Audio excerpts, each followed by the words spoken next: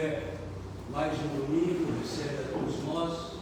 E antes de mais nada, vamos levar o nosso pensamento a Deus, ao nosso Mestre Jesus, a espiritualidade amiga dessa casa, que já está trabalhando em nosso proveito.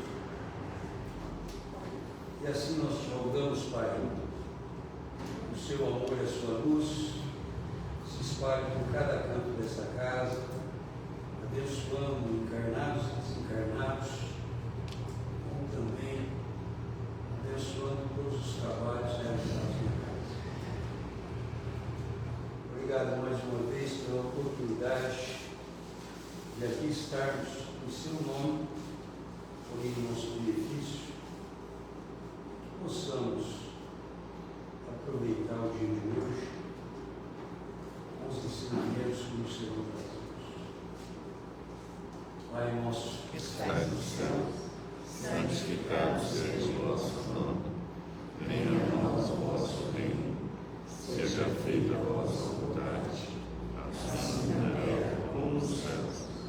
O pão nosso de cada dia nos dai hoje, perdoai as nossas dívidas, assim como nós perdoamos aos nossos devedores, e não nos deixeis cair em tentações, mas livrai-nos da verdade de todo mal, pois que o reino, o poder e a glória para todos. E assim seja. E hoje temos a grata satisfação de ter conosco Rodrigo Xavier, Senhor Rodrigo. Fica à vontade, a casa é tua, e depois nós voltamos a bater o papo. Tá? Bom dia a todos. Bom dia. Todo mundo pegou a mensagenzinha? Sim. Já leram? Ainda não. Nós vamos falar principalmente de uma frase que é: amigos terás muitos, mas companheiros raros. Por que a gente reencarna? Para evoluir?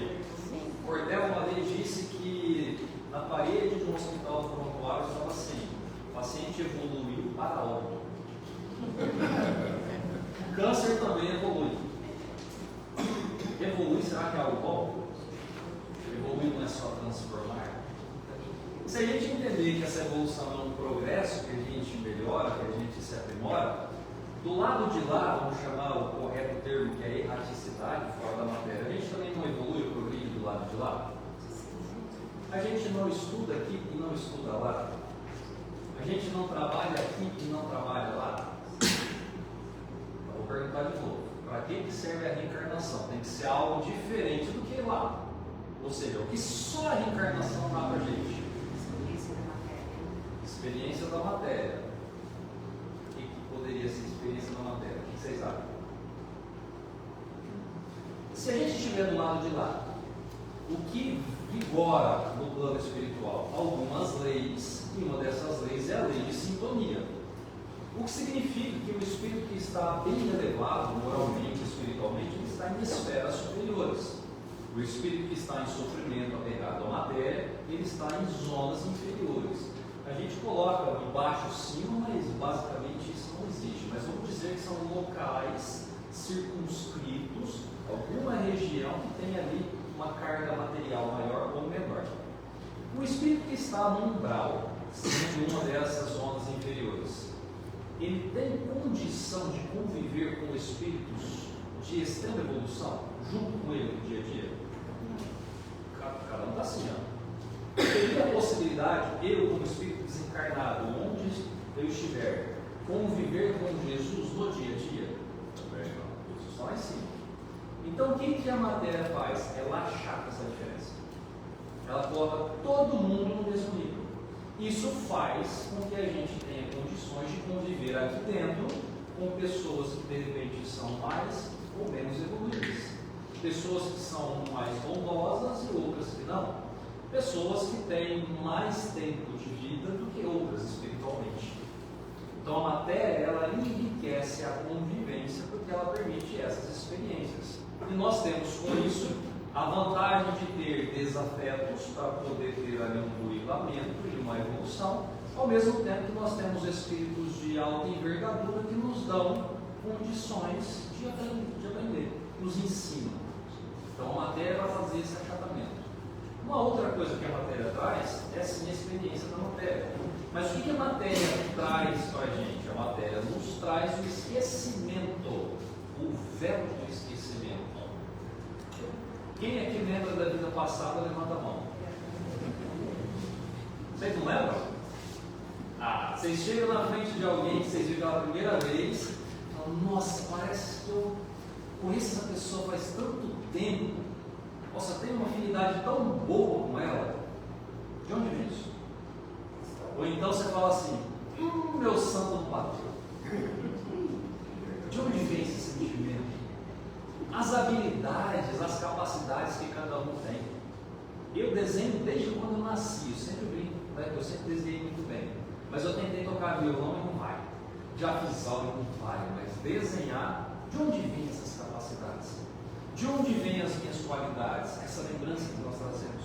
Então, quando nós falamos véu do esquecimento, nós estamos falando em esquecer os porquês, mas sem esquecer internamente quem eu sou. Então, eu sou a pessoa que tem a mesma qualidade, os mesmos defeitos, as mesmas capacidades. Eu tenho dentro de mim a necessidade de fazer algo que eu me propus. Se eu não lembrar o que eu propus a fazer, como que eu vou ter esse instinto de querer fazer? Então nós somos direcionados a fazer as coisas que a gente se comprometeu a fazer. Ou seja, se eu não lembro disso, recomeça sempre e vale qualquer coisa? Não. Então nós lembramos do passado, sim, mas não dos porquês, não das situações, mas nós trazemos todas essas cargas. E por que isso é importante? Vamos imaginar que a gente entra numa sala, tem uma mesa e tem um bolo de dinheiro. Nós temos a possibilidade de roubar esse dinheiro e fazer a nossa vida. E a gente vai ter certeza que ninguém vai ficar sabendo. Então, quando você se coloca diante de uma situação dessa, você tem a escolha de roubar ou não roubar.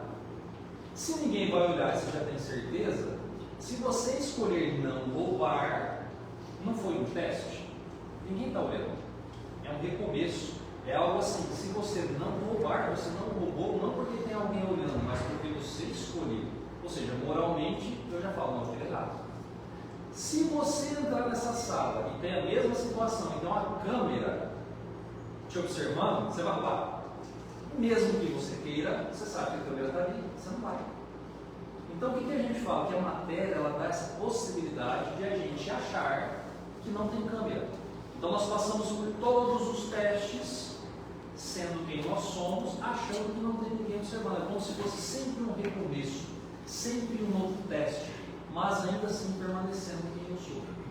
Então no plano espiritual, você pensou, foi para algum canto. Não tem como enganar, não tem como ter duas caras.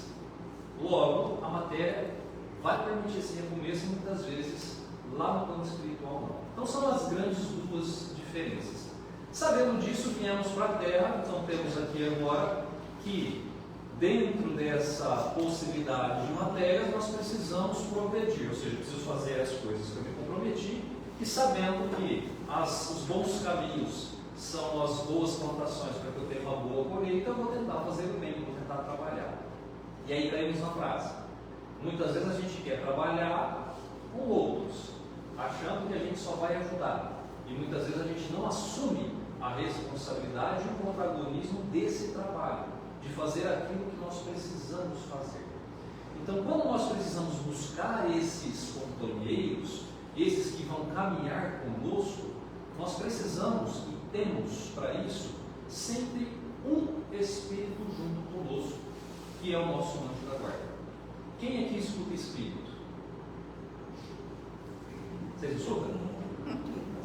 Sim. Se eu tenho o anjo da guarda, como que eu escuto ele? Então, se a gente não escutar o anjo da guarda, não precisaria ter o anjo da guarda, não é? Nós escutamos.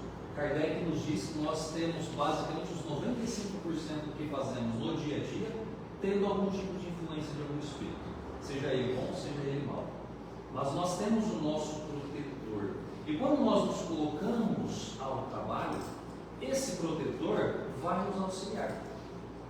Agora vamos pensar assim, Rodrigo, a gente vai trabalhar, mas a gente dá muito trabalho para o espírito. Porque a gente nem sempre está com vontade, nem sempre está com disponibilidade, nem sempre assume o compromisso. Como que a gente sabe se realmente o Espírito, ele por si só não vai fazer bem? Porque se o Espírito é melhor que eu, que me ajuda, e ele tem a condição de flutuar, de pensar em estar em outro lugar e de ajudar, e ele tem a consciência, porque ele está fora desse esquecimento, ele sabe o que está acontecendo. Por que ele não trabalha por si só e ele tem que ficar do nosso lado ou nos protegendo? Porque o Espírito, mesmo sendo um Espírito de luz, ele não consegue fazer tudo. Quando nós temos alguém que vai para um grau, a pessoa está lá em esferas inferiores, e o Espírito de luz precisa resgatar, se ele vai até do lado dele e tenta pegar, ele não consegue. Porque a sintonia é diferente. É como se não passasse por dentro. André Luiz, quando estava ali nos seus 8 anos no umbral, a mãe dele, direto, estava do lado dele conversando com ele. Ele nem a via e nem a ouvia, mesmo ela estando do lado. Às vezes, em momentos raros, ele tinha como se fosse um fundinho de pensamento, de arrependimento, que era como se ela colocasse uma sementinha ali nele, mas ela estava do lado, e ele não a via. Então o Espírito precisa, muitas vezes, de algo que todos nós temos: corpo físico, energia densa, energia animal, porque nós encarnados somos mais pesados do que qualquer espírito desencarnado. André Luiz, em Missionários da Luz, conta uma passagem que ele está no hospital, no centro espírita, à noite, e aí vem uma senhora desencarnada, desesperada, e conversa com o instrutor do André Luiz. Fala assim: ó, eu estou desesperado, eu vim pedir ajuda, porque eu vim para a Terra para ajudar o meu filho a desencarnar dele. Só que ele precisa resolver um monte de coisa na vida dele, a vida dele está uma bagunça. Então eu vim com o objetivo de acompanhá-lo, instruí-lo pela intuição para que ele resolva. Só que ele não está bem, ele vai desencarnar essa noite. E aí o André Luiz, né, com o instrutor, fala assim: vamos para lá então ver o que está acontecendo. E eles vão, os três, até a casa daquela pessoa. Quando eles chegam ali, ele olha para a situação e fala: não, realmente ele vai desencarnar nessa noite, a coisa está bem complicada, mas eu tenho alguém que consegue nos auxiliar. E aí o instrutor do André Luiz faz uma prece, concentra, daí uns minutos vem um senhorzinho com mais 2 pessoas. Um senhorzinho e 2 pessoas, uma equipe especializada naquele trabalho que aquela pessoa precisava. Aí o senhorzinho olha e fala assim: não, eu sei como ajudar. E aí o senhorzinho sai. Passado alguns minutos, ele volta com um encarnado que estava dormindo. Ele foi lá na casa do encarnado, tirou ele do corpo, ele entrou em desdobramento, levou até lá, colocou o encarnado pela intuição, porque estava dormindo, não estava nem acordado fora do corpo, estava ali, colocou as mãos e os espíritos trabalhando em volta dele. O senhorzinho, a equipe, trabalhando as energias, doando energia, pegando a energia desse encarnado, aplicando naquele que estava quase desencarnando. 15 minutos de trabalho. Aí o senhorzinho pegou e levou o que estava dormindo embora para ele voltar para o corpo dele. Aí o instrutor da André Luiz falou assim: ó, o trabalho já foi feito, agora o seu filho terá mais 5 meses de vida, faça o trabalho que tem que ser feito com ele para que ele resolva as coisas. 15 minutos de passe, 5 meses de vida a mais. A gente tem noção do poder que a gente tem? A gente não tem. Então, quando nós nos disponibilizamos para o trabalho, nós somos ferramentas importantes para a espiritualidade. E o mais triste é que o instrutor do André Luiz disse: aqui no Rio de Janeiro, nesta noite, só tinha essa única pessoa que podia nos ajudar.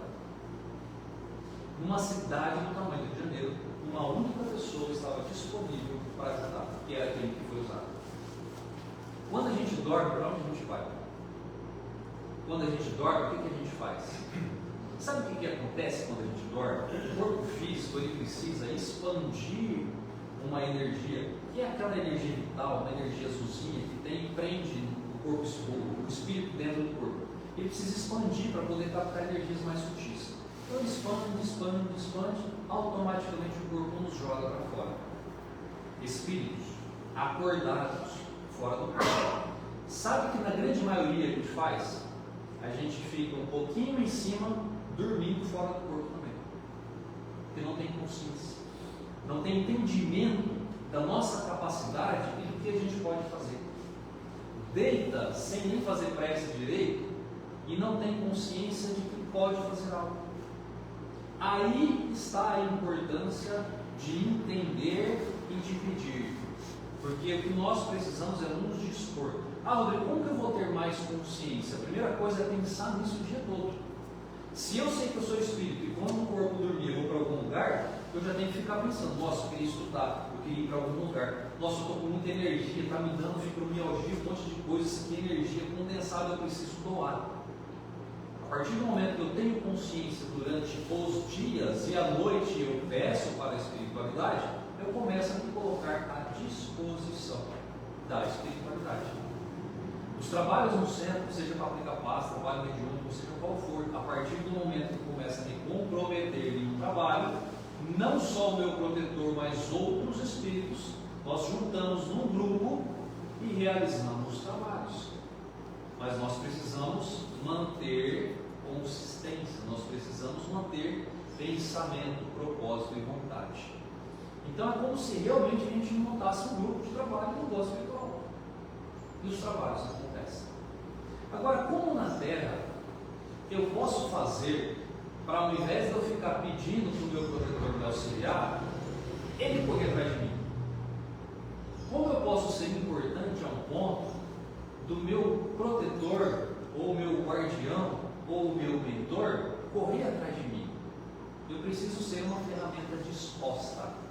E eu preciso agir de forma contrária como a gente está acostumado, porque nós agimos de forma receptiva, reativa. A gente reage às situações. Exemplo: estou andando na rua, alguém pede alguma coisa para mim, eu pego um dinheiro e vou doar para essa pessoa. Eu pensei que eu ia doar o dinheiro? Não. Surgiu a situação e eu reagi. Alguém quer falar comigo, eu tomo meio que um susto ali, eu vou ouvir um pouquinho ali daquela pessoa, vou usar da caridade para ouvi-la. Eu estava pensando naquilo? Não, eu reagi.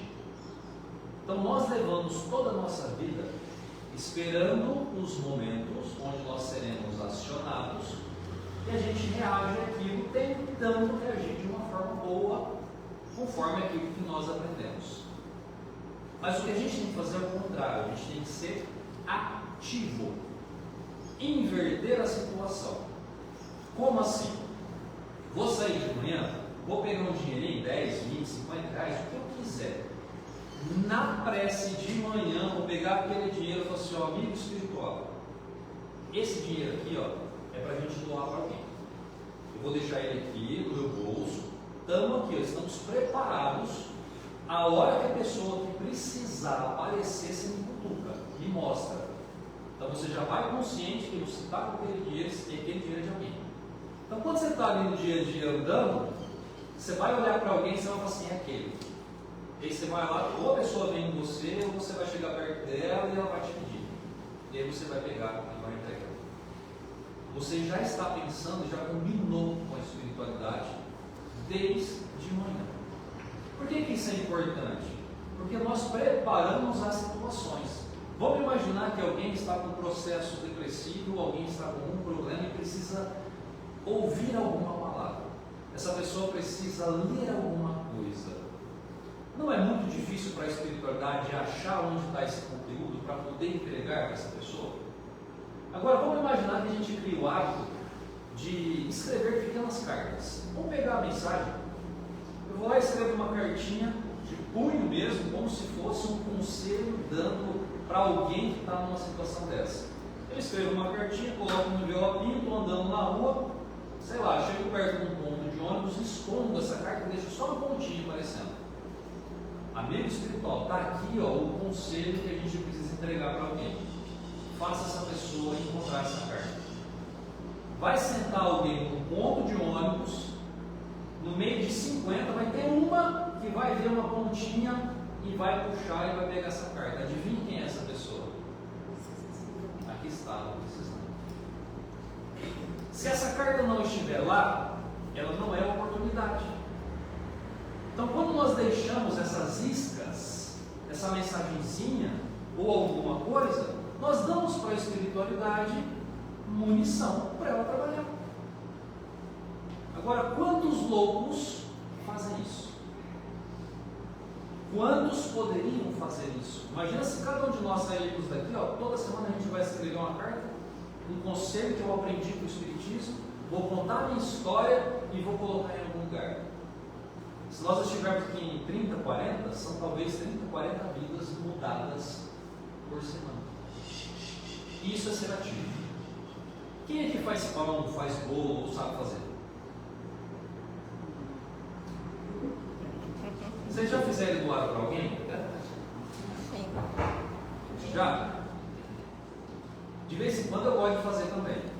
Só que como eu vou trabalhar de forma ativa, eu vou usar o que o André Luiz nos ensinou, chamado de ideoplastia, que no fim das contas é a mesma coisa que o poder da cocriação, que ele fala o seguinte: quando nós pensamos em algo, nós projetamos aquilo que a gente está pensando. O Pregos da Vida Eterna, quando o André Luiz vai acompanhar uma pessoa que ele está tentando prejudicar a esposa que está indo no centro, ele vai na igreja evangélica, instruído por um obsessor. E o André Luiz vai acompanhando. Quando ele chega, ele olha, ele vê o pastor, só que aquele pastor não era um pastor bom, ele estava ali envolvido com influências muito negativas. E o pastor, sabendo daquilo, começou a direcionar a fala diretamente para aquele. Porque o espiritismo é coisa do demônio, porque o espiritismo é isso, o cara lá está vendo, sabia que o espiritismo não prestava, né? De toda forma, para que a mulher não fosse mais. Só que quando André Luiz começa a olhar, em cima da cabeça de todo mundo, ele começa a ver coisas diferentes. Então vai ter imagens, objetos, em volta das pessoas haviam objetos. Algumas tinham carrinhos, outras diamante, outras bolo de dinheiro, outras um canudo de energia de luz que ia para cima. Então ali tinha pessoas muito apegadas à matéria e pessoas que estavam totalmente conectadas em zonas superiores. Ou seja, independente do lugar, sempre vai ter luz, sempre vai ter pessoa com fé, independente da religião. Só que quando ele traz essa visão, e a gente tem mecanismos da mediunidade, um capítulo falando de ideoplastia, ele nos ensina que tudo aquilo que a gente deseja e pensa cria uma matéria no nosso redor. Quando a gente vai aplicar o passe que nós estamos ali doando, nós desejamos o bem, nós sentimos amor, aquilo transforma a energia animal em algo bom que a pessoa que está ali sentada precisa. Então, quando nós aprendemos isso, se eu vou fazer pão, o que eu faço? Eu fecho o olho, eu olho para cima e eu imagino que eu estou no pé da cruz, como se Jesus estivesse aqui, e aí eu pego no pé dele, e eu imagino que está cheio de sangue, e eu vejo aquela cena. Eu choro com aquela cena, eu me emociono com aquilo, como se eu estivesse conversando com ele, segurando no pé dele. E aí eu trago a mão, aquela mão vermelha, imagino, na minha cabeça. E aí eu começo a sovar aquele pão com aquele sangue, como se eu estivesse incorporando um pouquinho dele naquele pão. E vou conversando. Esse pão vai ser um remédio para alguém. Esse pão vai ser um remédio para alguém. Alguém vai se curar com ele. E vou fazendo. Como se eu estivesse dando um passe. Não é diferente? Eu estou sendo ativo. Não estou fazendo um pão qualquer para levar para alguém, não, eu estou incorporando desde a concepção dele. Imagina o poder que esse pão tem. A gente sabe o poder de uma prece e de um passe de 15 minutos, dando 5 meses de vida para uma pessoa. Imagina esse pão. Fiz o pão, cortei os pedacinhos, vou levar e vou entregar para alguém. Dou a oportunidade. Amigo protetor, está aqui o pão, um remédio para curar alguém. Vamos entregar? Vamos. Vamos sair de carro, a pé. Às vezes você vai parar num lugar que tem alguém ali no andarilho. Você vai, entrega um pedaço para ele. Você desce lá, fiz um pão quentinho, você não quer um pedaço? Você aceitar, ótimo. De repente você vai parar na frente de um lugar que pela intuição você fala, nossa, aqui parece que ninguém precisa, mas você está num lugar, num prédio bonito. Você fala, embora aqui tem muitas condições, não importa, para. Vai ter um painelzão com todos os botões ali dos prédios, olha para ele, vai vir na sua cabeça um número, aperta o 20. Você vai, a pessoa vai entender, eu fiz um pão quentinho agora, eu estou vendendo. Você não gostaria de dar uma olhada? provavelmente essa pessoa vai descer, seja para comprar ou seja para ouvir, para você conversar. A intuição é tão grande que quando nós estamos prontos para ouvir, ela é límpida, ela é direta, ela é clara. Porque parece que não. A gente tem vergonha de pedir para a gente, mas quando a gente pede para os outros, a gente não tem vergonha. Não é? Quando a gente vai pedir para alguém, fala, precisando de ajudar tal pessoa, ninguém tem vergonha, junto um monte de gente. Quando a gente vai pedir para a gente não pede. Porque tem orgulho, tem vaidade, tem um monte de coisa ali, e a gente não pede, mas para os outros não. Então quando a gente vai se dispor a auxiliar os outros, as pessoas, parece que aquilo fica muito claro. E eu já duvidei disso. Uma vez, no trabalho lá em Jaci, no centro, nós mudamos lá, tinha a palestra que era de terça-feira, só que de segunda-feira nós visitávamos algumas casas, porque nem todo mundo podia ir no centro, alguns estavam doentes. Então, ó, fulano de tal que vinha no centro não está vindo porque está doente, ou está muito velhinho. Então, nós fazíamos uma visita nas casas. E aí a gente fazia o evangelho e aplicava o passe. Nós íamos em 2. E eu ia com meu pai. Numa semana nós chegamos, tinha 4 casas para visitar. Nós fomos na primeira casa, qual que era o meu papel? Eu abri o evangelho, lia um pedacinho, fechava e a gente aplicava o passe. Então eu era o portador do evangelho, né? Aplica o evangelho, a gente aplicava. Chegou na casa 1, abria aleatório, assunto 1, casa 2, assunto 2, casa 3, assunto 3, casa 4, os órfãos. Eu achei interessante no primeiro dia. Nossa, mas os órfãos, legal, né? Mas a pessoa que talvez não é espírita está ouvindo aquilo ali, e ela, os órfãos, de repente tem algum órfão lá dentro, eu achei interessante. Segunda semana, voltamos nas 4 casas. Casa 1, aleatório, casa 2, aleatório, casa 3, aleatório, casa 4, os órfãos. Terceira semana, assunto aleatório, assunto aleatório, assunto aleatório, quarta casa, os órfãos. Falei, ô pai, tem alguma coisa errada. Por quê? Você não viu nessa casa aqui 3 semanas seguidas abrindo os órfãos no mesmo lugar? Eu falei assim, eu não percebi. Você não percebeu porque eu não acertei, eu já estou com vergonha. Porque a pessoa fala assim, só tem isso no Evangelho? O que será que eles estão trazendo aqui, querendo falar para a gente? Né? Quarta semana, aleatório, aleatório, aleatório, chegou lá e falou assim, vocês não me pegam hoje. Eu sabia que estava meio no começo do Evangelho, você pode ver no final. Estamos lá fazendo a prece. Aí eu concentrado, peguei o evangelho e fui para o final abrir. Na hora que eu olho, o evangelho de ponta cabeça, direito dos órfãos. Nunca mais eu duvidei de qualquer coisa. O que vocês mandarem, a gente faz. Algumas semanas depois, a gente estava fazendo pizza lá em Jaci. Só que a gente era todo mundo de Mirassol, então a gente acabava vendendo para os amigos em Mirassol. Fazia em Jaci, todo mundo colocava de 10, 20 pizzas no carro e entregar para os centros que havia ali. E nesse dia chegou um rapaz para mim e falou assim, pediram para levar uma cesta básica lá para uma senhora lá em Mirassol. Você não leva? Você já vai levar as pizzas? Você leva? Eu disse, não, eu levo. Aí pegou, fez a cesta, tudo bonitinho, eu carreguei as pizzas, carregamos a cesta, falei, qual o endereço? Ele falou assim, não sei. Mas você está louco? Não, eu sei que é lá no aeroporto. Eu falei, rapaz, o aeroporto é uns 20 quarteirão, 30 quarteirões, como que eu vou saber? Eu falei, não sei, a dona fulana, casada com fulano tal, e ela, quem pediu para eu levar foi a fulaninha lá do centro X. Se você não achar, vai lá no centro, pergunta para ela, né, pelo menos, aí você fala, tá bom, põe aí no carro. E aí fomos, fui eu e minha mãe. E aí a gente está lá, entrega as pizzas, entregamos todos, agora a gente vai entregar a cesta, né? Ela falou assim, e qual é o endereço? Eu falei, não sei. Ela falou assim, você é louco? Eu falei, vamos no cheiro, vamos na intuição. E a gente foi. Entramos no bar, e vai, anda 5 quarteirões, e vira 2, e anda mais não sei quanto, e vira mais não sei quanto. De repente deu um negócio no coração, assim, eu vi uma pessoa, parei e falei assim, sabe onde mora a dona fulana, casada com fulano tal? Você parou o carro na frente aqui. Parei em frente à casa da pessoa. Isso é dar a oportunidade. Isso é acreditar naquilo que está fazendo. Então, quando nós começamos a trabalhar com a espiritualidade, essas chacoalhadas são tão grandes que a gente aprende a não duvidar mais. A gente consegue ter ali, parece que uma parceria está separando alguma coisa em casa, principalmente as mulheres que fazem muito isso, né, de juntar as coisas que ninguém mais está usando, você fala, vou jogar isso aqui tudo lá fora. E eles falam assim, não, vou colocar em cima da lixeira ali para ver se alguém pega.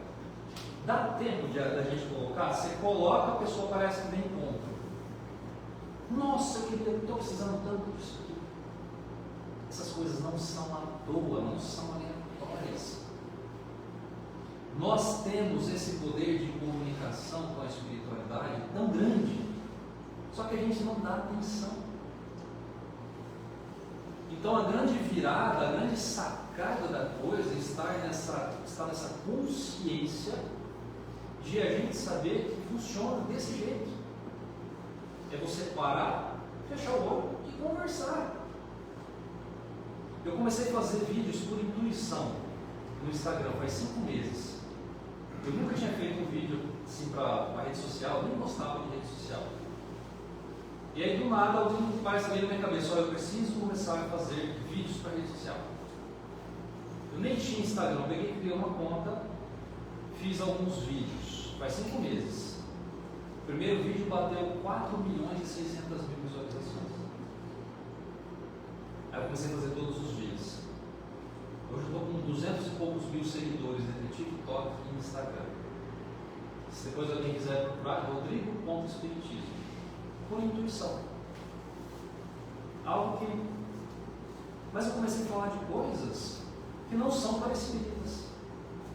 Porque a gente acha que a gente tem, estando dentro dessa bolha do espiritismo, todo mundo conhece aquilo que a gente conhece. É absurdo o tamanho da ignorância das pessoas em relação à espiritualidade. Às vezes a gente vai falar alguma coisa e a pessoa fala assim, esse aí de certo morreu para saber como é do lado de lá. Gente, a doutrina inteira é fundamentada em cima disso, as pessoas não sabem nem que isso existe. Acham muitas vezes que vão morrer e vão ficar dormindo. Quantos e quantos espíritos nos trabalhos mediúnicos a gente faz o resgate e o espírito fala, não, mas já é o juízo final. Não tem juízo. Não, eu vou ficar dormindo. O sofrimento é tão grande por ignorância. Então nós precisamos fazer o nosso papel, porque aquilo que a gente sabe é muito. E a gente acha que é pouco. Quando eu fui para o TikTok, que aí são mais jovens, porque Instagram assim de 25 a 45 anos. TikTok eu já pego uma leva gigantesca de 18 a 25. Eu comecei a falar de suicídio, comecei a falar de morte. Só que eu não posso falar desencarnado, porque eles não sabem o que é desencarnado.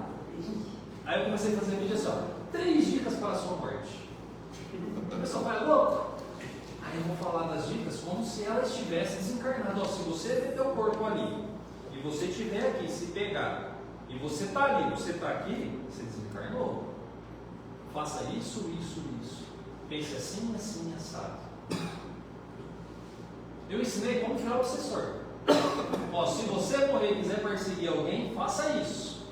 É desse jeito que funciona a obsessão. Mas não vale a pena por isso, por isso, por isso. Eu comecei a fazer doutrinação antes da pessoa desencarnar. Qual é o objetivo? Tentar trazer a ideia de que existe aquilo, que existe uma conexão ali de talvez de obsessão e que existe uma forma daquilo acabar.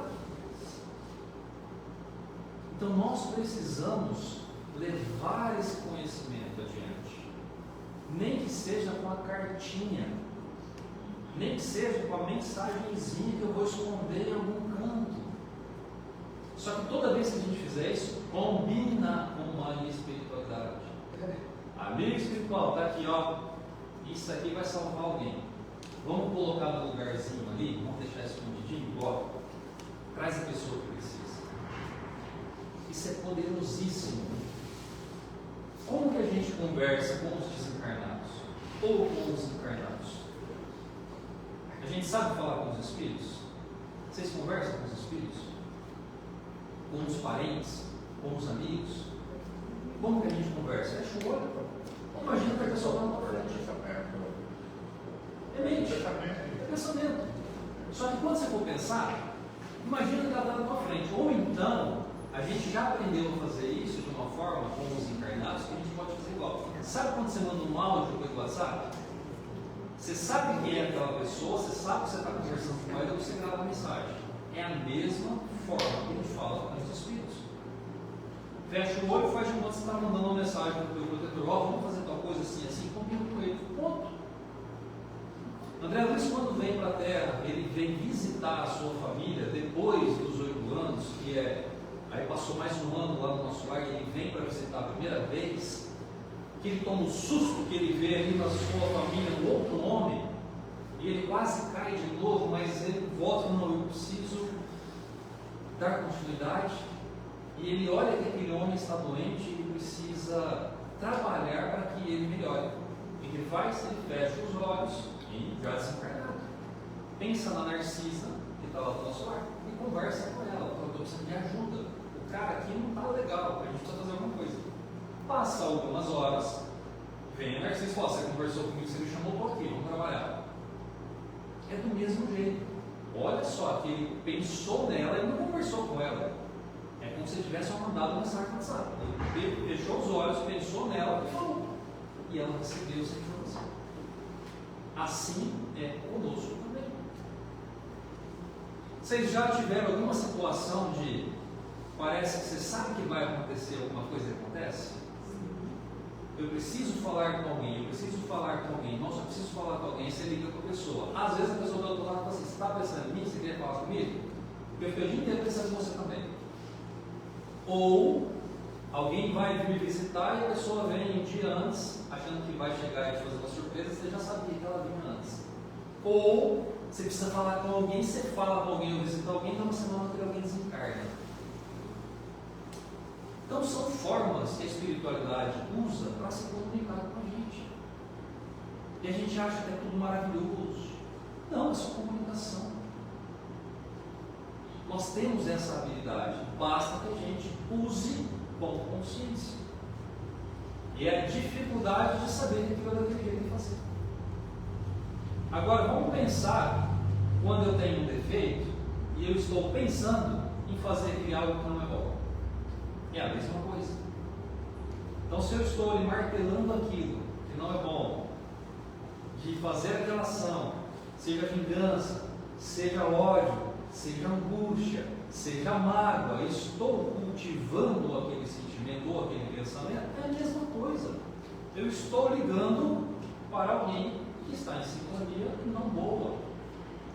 E isso reflete imediatamente no nosso corpo físico e no nosso corpo espiritual. Veja o poder da mente. Uma pessoa se mata pelo pensamento. Uma pessoa se cura pelo pensamento, pela vontade.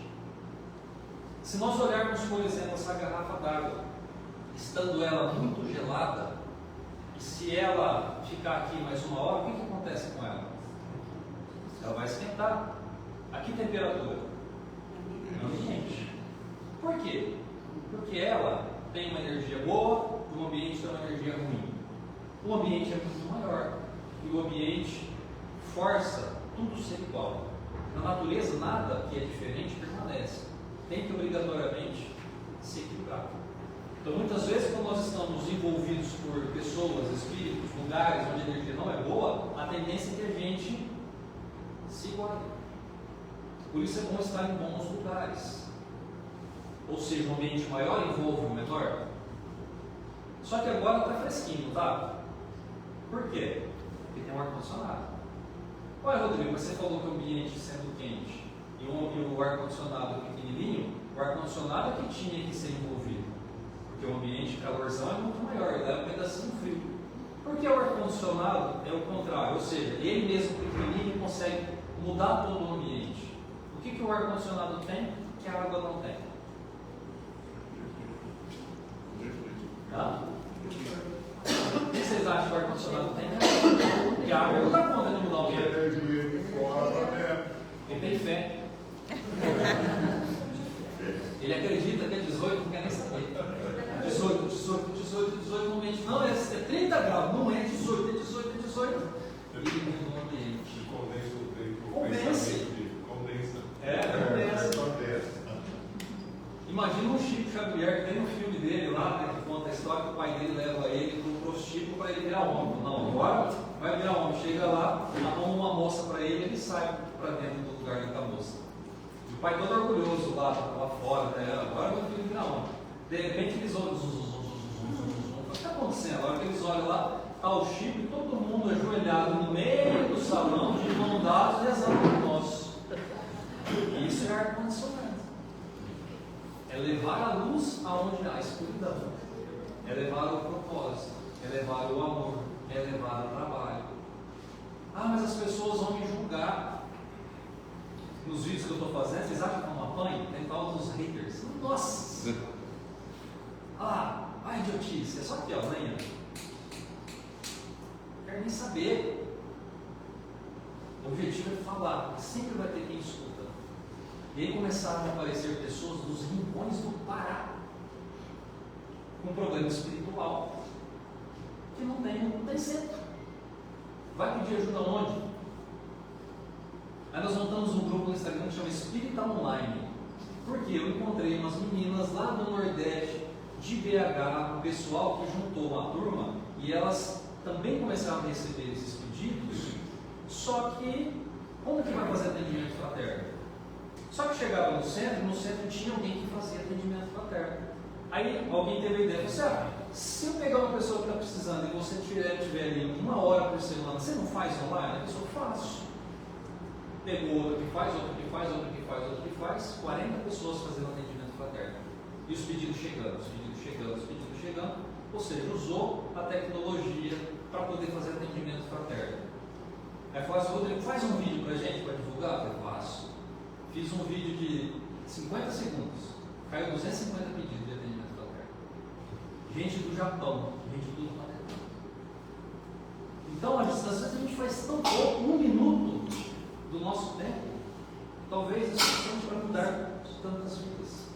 Ou aquelas que estão ali juntando as pessoas, perde várias horas do seu dia, mas está fazendo exatamente o que a mensagem nos fala, trabalhar. Ou seja, eu preciso ser um espírita evoluído que conhece de cabo a rabo o Pentateuco e tantas outras obras para poder ajudar? Não. Porque todo mundo tem corpo. Vai dormir? Meu amigo espiritual, eu estou aqui, ó, disponível para poder ajudar alguém. Me leva para algum lugar. Pode ser comprado, pode ser aonde você quiser. Me leva porque eu quero doar energia. Você já deita pensando naquilo. O que vai acontecer? Você vai acordar talvez arrebentado. Nossa, parece que eu não dormi nada. Acho que eu fui com brau. Foi, pode ir, não tem problema. Mas se eu fui ajudar, se eu fui doar, alguém que estava ali era filho de alguém. E uma mãe ficou feliz. Muitas vezes nós fazemos esses trabalhos de resgates, porque o espiritismo é bem diferente, por exemplo, da Umbanda. A Umbanda é o espírito ajudando o vivo. No espiritismo é o espírito, né, o vivo ajudando o desencarnado. Então a gente faz muito resgate, muito apoio a esses suicidas, abortados, sofredores, obsessores, que são aqueles que ninguém quer saber. Então esse trabalho é muito importante. E mesmo que haja a mediunidade, mesmo que a gente tenha as nossas capacidades anímicas, falar, eu vou trabalhar de casa, não vou no centro, não adianta muito, porque em casa sozinho a gente não faz muita coisa. Quando a gente se reúne num centro, nós criamos um grupo, e esse grupo se retroalimenta. Num trabalho lá em Jaci, teve um amigo do meu pai que eles eram no centro e ele desencarnou. Ele teve uma doença no corpo ali e ele desencarnou. E meu pai até ficou meio triste na época, mas chegou no dia do desencarne dele, bem no dia mesmo. Ele estava bem triste, foi visitar ele, e aí meu pai falou assim, você está reclamando à toa, você está com o corpo doente, mas é só o corpo, você não está doente. E ele depois disse que isso fez muita diferença, porque alguns anos depois ele vai para o trabalho mediúnico, se manifesta e fala, eu estou muito feliz, porque eu tive a oportunidade de começar agora a trabalhar com vocês aqui no centro, só que lá de cá. E foi muito legal, porque eles já se conheciam, né? Então foi assim, um momento bem interessante. E aí nós começamos a trabalhar. E eu sempre fui muito bom em números, né? Eu sou de exatas. Nunca fui bom nem para escrever. Um dia eu comecei a escrever soneto. Sentei e escrevi 5. Acho que eu sou bom desse negócio. No outro dia, na outra noite, mais 5. Na outra noite, mais 5. E eram coisas assim, soneto tem toda uma estruturinha, as métricas, papai, o conteúdo novo. Rapaz, eu acho que eu sou bom nesse negócio. Um dia no trabalho mediúnico, ele vem e conversa daqui, conversa de lá, e fala: então, estou muito feliz porque a gente está escrevendo um novo livro. Quando eu estava aqui na Terra, eu gostava muito de escrever soneto. Então agora eu estou passando para o Rodrigo e ele está escrevendo. Eu não sei se eu fiquei feliz, né, porque eu estava de alguma forma psicografando, ou se eu estava triste porque eu achei que estava abafando. Eu era só um cavalo, né, só o braço. Mas ele falou assim: é interessante porque não é uma psicografia normal, porque a psicografia que a gente vem é a intuição. Não, ele falou: você tem uma capacidade muito grande de lembrar das coisas fora do corpo. Ou seja, eu saía à noite, juntava com ele me mostrava, a gente lia, quando eu voltava eu escrevia como se fosse eu escrevendo, eu sabia tudo. Eu não pensava para escrever. Ou seja, é algo que eu nem sabia que existia, fui estudar depois e entender como funcionava esse processo. Então nós temos essa lembrança, que aí entra o véu, né? Ou seja, eu li, eu entendi, no véu do esquecimento, eu não lembrava que eu tinha conversado com ele, mas eu lembrava dos textos ponta a ponta. E quando eu escrevi, a minha dúvida grande era: não pode ser psicografia, porque eu sei tudo. É claro que eu sabia, eu tinha visto. Então veja como são as coisas. Às vezes a gente deita com uma dúvida tão grande, faz 30 dias que a gente está sofrendo alguma coisa e não consegue achar uma solução para um problema. Magicamente, em um dia você acorda com a solução. Nossa, como eu sou inteligente? Não pensei nisso antes. Que inteligente nada, a gente trouxe isso do lado de lá. Então, são essas pequenas coisas que a gente precisa começar a entender que isso faz parte da espiritualidade, que isso faz parte do bom conselho, ou que isso faz parte do mau conselho. Estar consciente é o que Jesus nos disse: vigiai e orai. Mateus 20:46. Para que não caias em tentação. Vigiai, estar atento, ouvir, conversar antes, preparar as situações, dar a oportunidade da espiritualidade. E orai, para que a gente sempre esteja conectado com esses bons espíritos, principalmente com aqueles que vão nos auxiliar no dia a dia para a gente progredir. Que Jesus nos abençoe nessa manhã, que a gente possa estar bem, assumir um compromisso conosco mesmo e faça um experimento desse. Vocês vão se surpreender como a espiritualidade age e como ela nos influencia para que a gente faça algo. Que Jesus seja conosco agora. Muito bom. Terminamos esta semana, na quarta-feira, de estudar emancipação da alma. E essa é uma questão que foi abordada, tanto no sonambulismo quanto no êxtase ou na dupla vista. Os espíritos da 400 a 456. E tem muito disso, da gente dormir e ter essas gratas alegrias.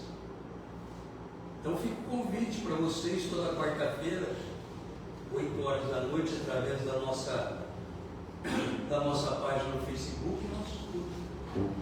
Dá para entrar, participar pelo chat, mandar pergunta.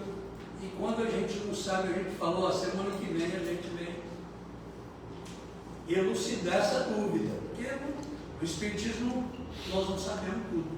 Nós estamos constantemente aprendendo. Mas voltando ao que você trouxe, falta também vontade. Eu costumo dizer que nós somos sempre como um para-raio. A gente atrai o que a gente pensa, o que a gente é. Então falta vontade muitas vezes de arregaçar a mão e trabalhar. Colocar o papelzinho no ônibus, no ponto de ônibus é muito importante. E onde quer que nós estejamos, sempre vai haver alguém precisando. Os sinais que nos são trazidos, muitas vezes nós ignoramos. Jesus disse: olhos para ver e ouvidos para ouvir. Mas como o Rodrigo disse, muitas vezes nós achamos que alguma coisa está no ar e nós não conseguimos captar. É prestar mais atenção, ter mais vontade de ajudar o outro.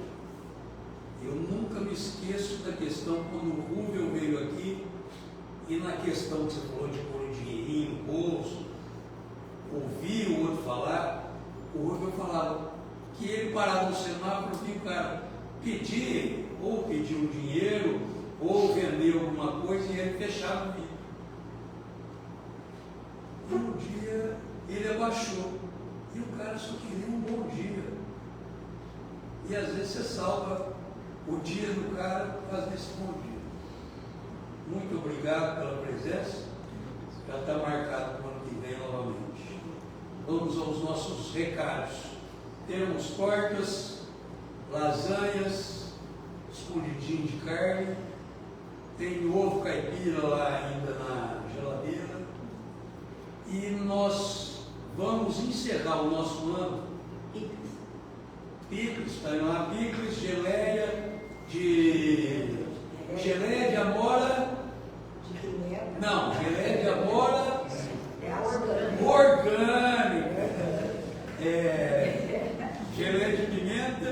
O picles também é natural, viu? O picles também é orgânico. E nós vamos encerrar o nosso ano. Nossa última palestra vai ser dia 7 de dezembro. Tá? Eu estou colocando para vocês já se programarem. Eu não lembro agora de cabeça quando que nós voltamos em janeiro.